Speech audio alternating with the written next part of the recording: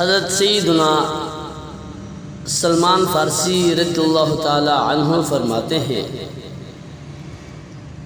کہ نبی علیہ السلام نے شعبان کے آخری دن ارشاد فرمایا،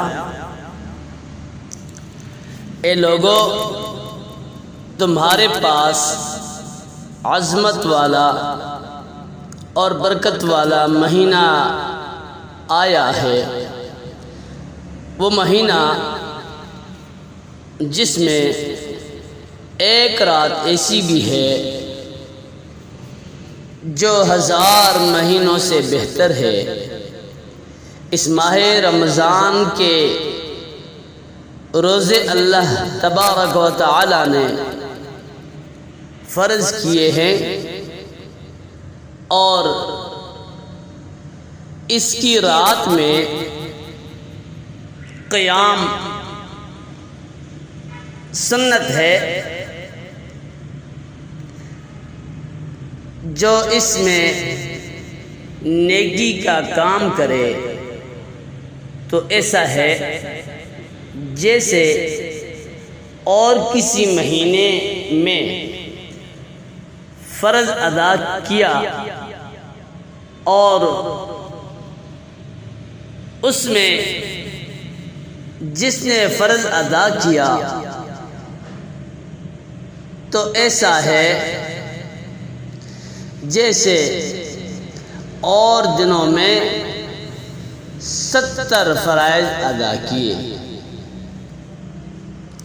یہ مہینہ صبر کا ہے، صبر کا ثواب جنت ہے، اور یہ مہینہ مواسات یعنی غمخواری اور بھلائی کا ہے، اور اس مہینے میں مومن کا رزق بڑھایا جاتا ہے۔ جو اس میں روزہ دار کو افطار کرائے اس کے گناہوں کے لیے مغفرت ہے اور اس کی گردن آگ سے آزاد کی جائے گی، اور اس افطار کرانے والے کو ویسا ہی ثواب ملے گا جیسا روزہ رکھنے والے کو ملے گا، بغیر اس کے کہ اس کے اجر میں کچھ کمی ہو۔ ہم نے عرض کی، یا رسول اللہ صلی اللہ علیہ وسلم، ہم میں سے ہر شخص وہ چیز نہیں پاتا جس سے روزہ افطار کرائے، یعنی ہمارے پاس ایسی کوئی چیز نہیں ہے کہ ہم کسی کو روزہ افطار کروا سکیں۔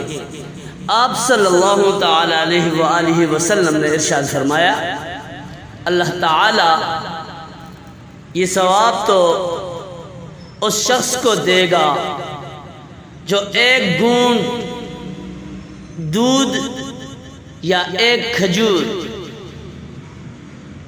یا ایک گھونٹ پانی سے روزہ افطار کروائے، اور جس نے روزہ دار کو پیٹ بھر کر کھلایا اس کو اللہ تبارک و تعالی میرے حوض سے پلائے گا کہ کبھی پیاسا نہ ہوگا یہاں تک کہ جنت میں داخل ہو جائے۔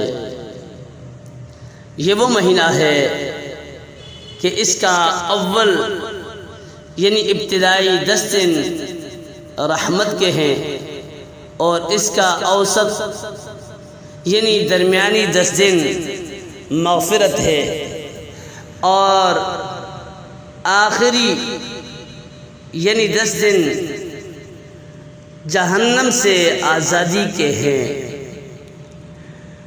جو اپنے غلام پر اس مہینے میں تخفیف کرے، یعنی کام کم لے، اللہ تبارک و تعالی اسے بخش دے گا اور جہنم سے آزاد فرما دے گا۔ اس مہینے میں 4 باتوں کی کثرت کرو۔ اس مہینے میں 4 باتوں کی کثرت کرو۔ ان میں سے 2 ایسی ہیں جن کے ذریعے تم اپنے رب عز و جل کو راضی کرو گے، اور بقیہ 2 میں سے تمہیں بے نیازی نہیں۔ پس وہ 2 باتیں جن کے ذریعے تم اپنے رب کو راضی کرو گے وہ یہ ہیں: نمبر 1، لا الہ الا اللہ کی گواہی دینا۔ نمبر 2، استغفار کرنا۔ جبکہ وہ 2 باتیں جن سے تمہیں غنا یعنی بے نیازی نہیں ہے، وہ یہ ہے: نمبر 1، اللہ تعالیٰ سے جنت طلب کرنا۔ نمبر 2، جہنم سے اللہ تبارک و تعالی سے